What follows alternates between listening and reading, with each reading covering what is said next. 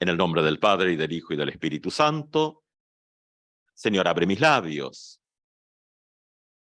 Señor, te confieso todos mis pecados, mis flaquezas y mis fallas, mis muchísimas fallas.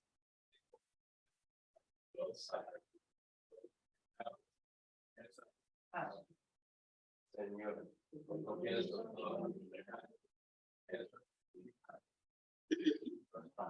vive con confianza, Dios ha perdonado todos tus pecados, tus flaquezas y tus fallas. Gloria sea al Padre, y al Hijo, y al Espíritu Santo, como era al principio, es ahora y será siempre, por los siglos de los siglos. Amén.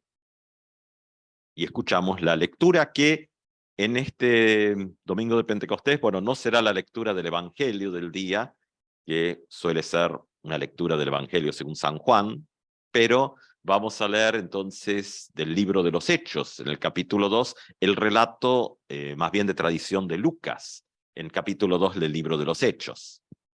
El capítulo 2 del libro de los Hechos, de versículos del 1 al 21, y se encuentra en la página 1575 para los que la quieren seguir por la Biblia. Al llegar el día de Pentecostés, estaban todos reunidos en el mismo lugar. De pronto vino del cielo un ruido semejante a una fuerte ráfaga de viento, que resonó en toda la casa donde se encontraban. Entonces vieron aparecer las lenguas como de fuego que descendieron por separado sobre cada uno de ellos. Todos quedaron llenos del Espíritu Santo y comenzaron a hablar en distintas lenguas, según el Espíritu les permitía expresarse. Había en Jerusalén judíos piadosos venidos de todas las naciones del mundo. Al oírse este ruido, se congregó la multitud y se llenó de asombro, porque cada uno los oía hablar en su propia lengua. Con gran admiración y estupor decían: ¿acaso estos hombres que hablan no son todos galileos? ¿Cómo es que cada uno de nosotros los oye en su propia lengua?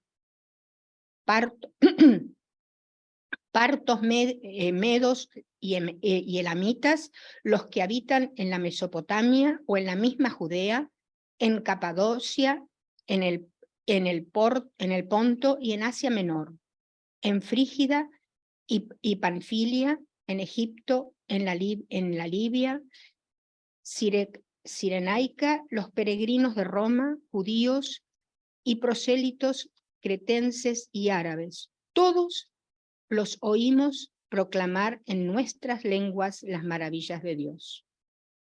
Unos a otros se decían con asombro: ¿qué significa esto? Algunos, burlándose, comentaban: han tomado demasiado vino.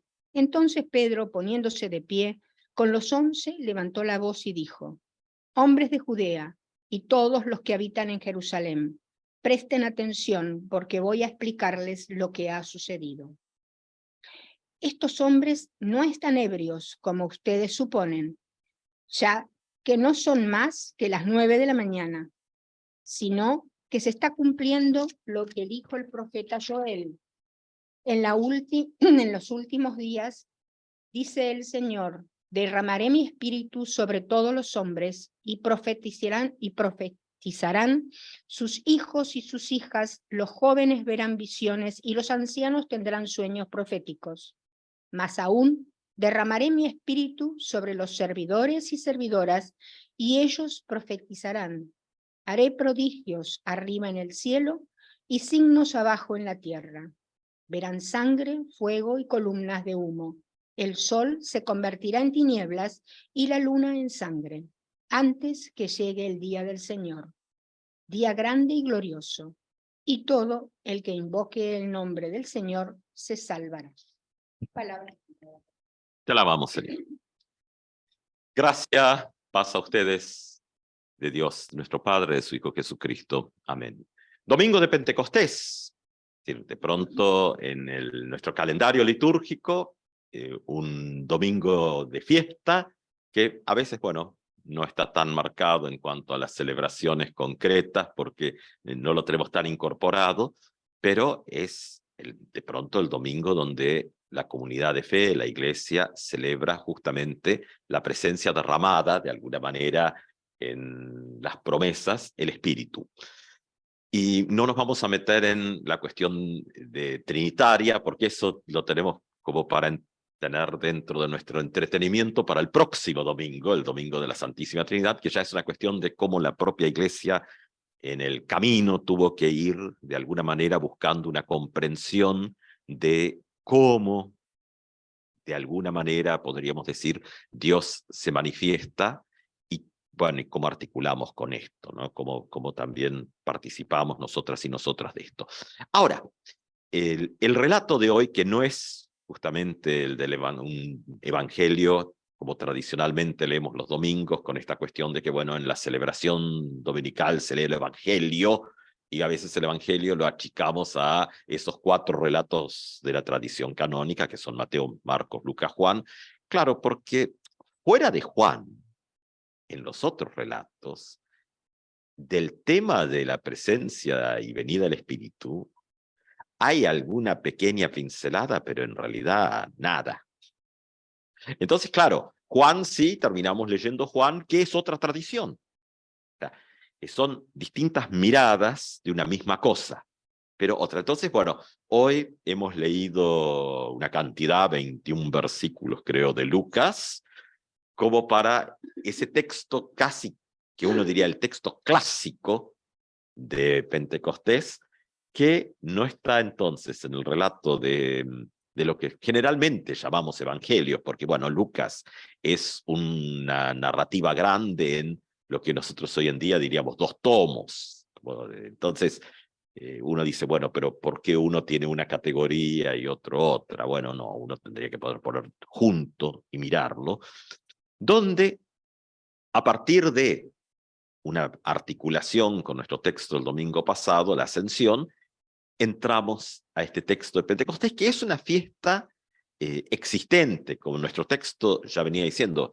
En la época, posiblemente, tenía que ver con, por un lado, una vieja fecha que celebraba la cosecha.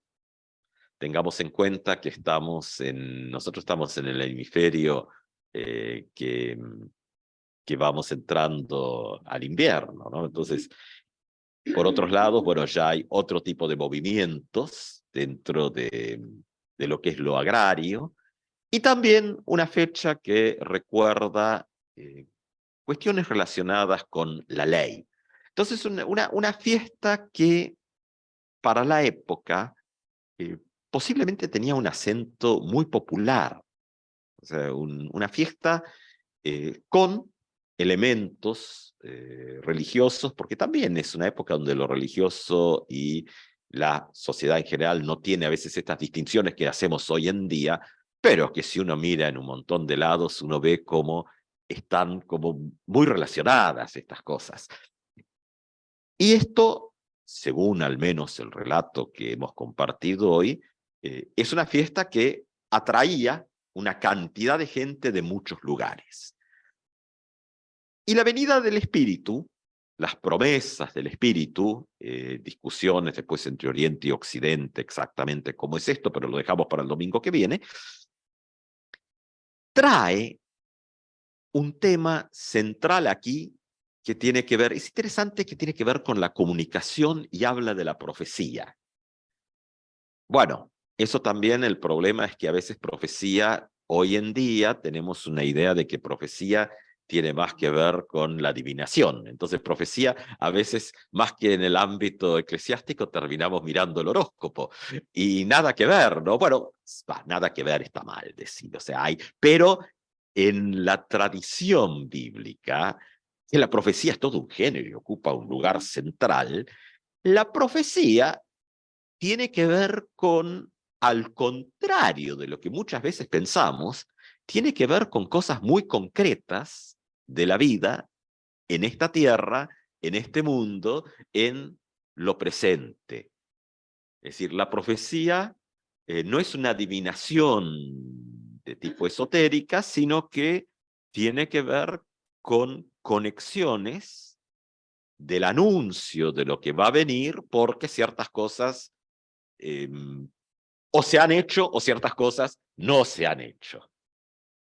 Es decir, esto de decir, bueno, cuando por ejemplo, el libro de los Reyes, porque bueno, justamente escribiendo un pequeño texto de introducción para un libro que va a salir, que es la tesis del pastor Iván Vivas, ¿no? Es decir, cuando en todo este conflicto que encontramos ahí con el tema de corregir las cosas que están mal y todo, van a consultar con la profetisa. Y ahí es donde, y ahí está la palabra autorizada. Y eso es muy interesante, que de pronto esos textos nos muestran que la palabra autorizada no está tanto en el templo y en el sacerdocio, sino en la voz de la profetisa. Ella es la que dice, cuando consultan con Hulda, ella es la que dice, bueno, esto es lo que va a ocurrir. Le anuncia al rey que por haber corregido las cosas en el culto, tendrá una mirada, digamos, benevolente de parte de Dios en cuanto a que no va a haber la destrucción que viene, va a morir joven. Que es mucho. Pero las desgracias que han de venir igual, porque hay otros problemas. ¿Qué tiene que ver? Ustedes van a decir, ¿qué tiene que ver con esto? Bueno, tiene que ver con la profecía, no con la puntual profecía de Hulda, que está muy bien enfocada, sino en la generalidad también, donde profecía y conexión con la vida cotidiana están íntimamente relacionados. En aquel otro texto que no lo leímos, claro, el problema está que hay idolatría en el culto y esto está conectado con que los reyes anteriores habían hecho una matanza en Jerusalén, un gran baño de sangre, que después el texto más adelante dice, eso Dios no lo va a perdonar. Entonces, claro, a veces uno dice, bueno, la profecía, para tomar esa imagen con nuestro texto de hoy, es solo algo que tiene que ver con cosas muy esotéricas o lo que vendrá. Entonces, claro, aparece el horóscopo, aparece Nostradamus, aparecen un montón de cosas, y no aparecen a veces esto de que si uno sigue insistiendo en recetas cotidianas que andan mal, las cosas van a ir peor. Pero bueno, ¿qué pasa entonces acá con nuestro texto de hoy? Pentecostés produce un cambio en una comunidad pequeña, temerosa, encerrada en sí misma, produce el cambio en que esta comunidad sale afuera a decir algo. Algo que las personas, las y los demás, escuchan y entienden. Eso es la clave también de Pentecostés. No estamos, a veces se confunde en el texto bíblico, esos fenómenos de los cuales habla San Pablo, de la glosolalia, ¿no? El hablar en lenguas. Eso es otra cosa, nada tiene que ver con este texto. San Pablo, inclusive aquello otro, lo toma con mucho cuidado. Dice, bueno, era una práctica que había, y Pablo le pone los límites a esa otra práctica. Dice, bueno, si alguien habla en lenguas, tiene que haber alguien que interprete, no que quede ahí. Y bueno, claro, porque si no uno corre el riesgo, ya el mismo San Pablo veía que uno corre el riesgo entre las palabras del espíritu y las palabras que ya deberían estar en el psiquiátrico, ¿no? Entonces San Pablo también le pone límite a la cosa. Dice, bueno, si alguien habla en esto que no se entiende, tiene que haber alguien que lo interprete, que finalmente, como los demás tampoco entienden de qué se trata, la clave ahí es la persona que interpreta. Claro, claro, que entonces uno puede ir a que el espíritu en realidad ya me sacó la línea, bien, ya, Marta. Claro, ahí en ese caso el espíritu en realidad está actuando en quien interpreta. O sea, ¿qué ha hecho Pablo en ese texto? Es hermoso, si uno quiere hacer un análisis de estructuras, transpone. O sea, entonces, ¿dónde está realmente el espíritu? En la persona que eso, que nadie sabe de qué se trata, le da un encuadre comprensible.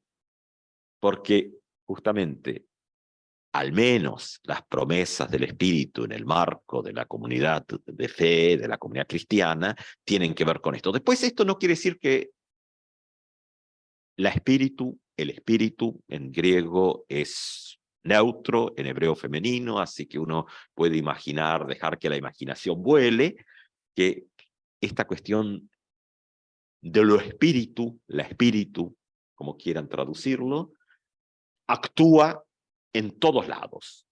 Pero, como dice el Evangelio también, es como el viento. Sopla, actúa, uno ve, pero no ve en sí a esta presencia misma. Y por otro lado, también tenemos que esta presencia espiritual no tiene, justamente como no se la ve, no tiene por dónde agarrarla. Simplemente actúa. Pero en el ámbito de la promesa, las promesas de Jesús, espíritu aquí actúa como don de la comunicación y de la facilitación, porque después el mismo texto de hoy, por eso haberlo traído, lo conecta con la profecía. Pero claro, la profecía no de los fines de los tiempos, así a veces, aunque el texto tiene así unas pinceladas muy apocalípticas, ¿no? Sino como eso se traslada y se conecta con la vida de todos los días. Como la presencia de Jesús, el Evangelio, porque bueno, finalmente cuando empezamos a como decantar un poco las palabras, Jesús mismo es la buena noticia, ¿no? El Evangelio. Sí, Juan tiene esa tradición más marcada, pero están los otros evangelistas también. Ese Jesús mismo que es el Evangelio, que conecta, claro, con lo que recibimos de las Escrituras, pero es la llave de lectura de la Escritura y la llave de lectura de la realidad. Bueno, esta conexión se actualiza constantemente en el Espíritu, regalo a la comunidad de fe. Un regalo que conecta las promesas de Dios con la vida de todos los días. Lo que hace, a veces uno dice, bueno, hemos recibido una cantidad de elementos en la historia, todo donde justamente, entre comillas, lo espiritual parece ser una desconexión de la vida, cuando en la tradición cristiana es lo contrario. La espiritualidad tiene que ver, y hasta tuvimos una asamblea de la Iglesia Evangélica Luterana Unida de estudios sobre espiritualidad, donde se conectó que la espiritualidad tenía que ver justamente con la práctica de el bien común en la comunidad y para con los demás.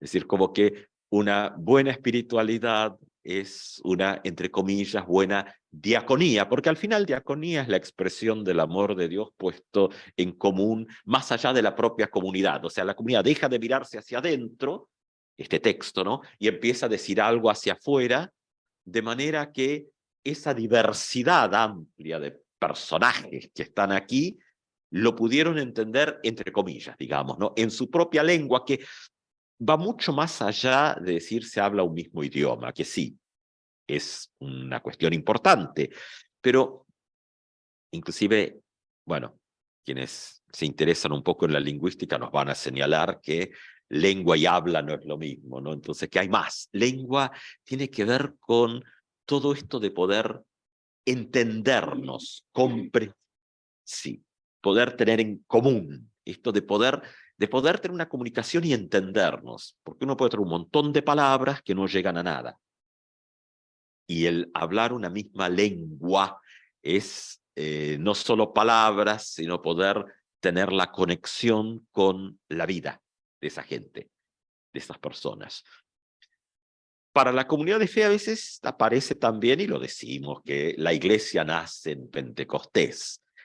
Bueno, Lutero dice otra cosa, pero podemos tomar esa línea. Lutero dice que la iglesia nace en la creación del mundo, que el Espíritu de Dios está actuando, no en Pentecostés acá, sino que el Espíritu de Dios está en el Génesis, dice Lutero en los comentarios al Génesis. Es una lectura que en su momento me pareció bellísima, ¿no? Es decir, bueno, no es, o sea, está desde antes de la historia. Es decir, que la iglesia finalmente no es simplemente esta agrupación de personas que están ahí en algún momento en el primer siglo, sino que es una intencionalidad transformadora de la historia que está como en el primer soplo de la vida, desde el comienzo y aún antes de los tiempos. Pero bueno, se actualiza como promesa en nuestros textos de hoy. Por lo tanto, celebramos ser parte de ese soplo de la Ruach, la espíritu desde los comienzos, aun cuando no hay historia, y Ricoeur diría que es el relato antes de la historia que está presente y que sigue soplando a través del tiempo. Y nos hace parte de una comunidad que comparte, nos hace parte de una comunidad que comparte un mensaje transformador. Paz para con Dios y generadoras y generadores de un anuncio de justicia, de bienestar, de paz en todos los entornos en los cuales nos encontramos. Y esta presencia de lo sagrado, la Espíritu de Dios que mueve desde los comienzos por sobre las aguas, es decir, mueve nuestras vidas y nuestras comunidades hoy en día también. Que así sea. Amén.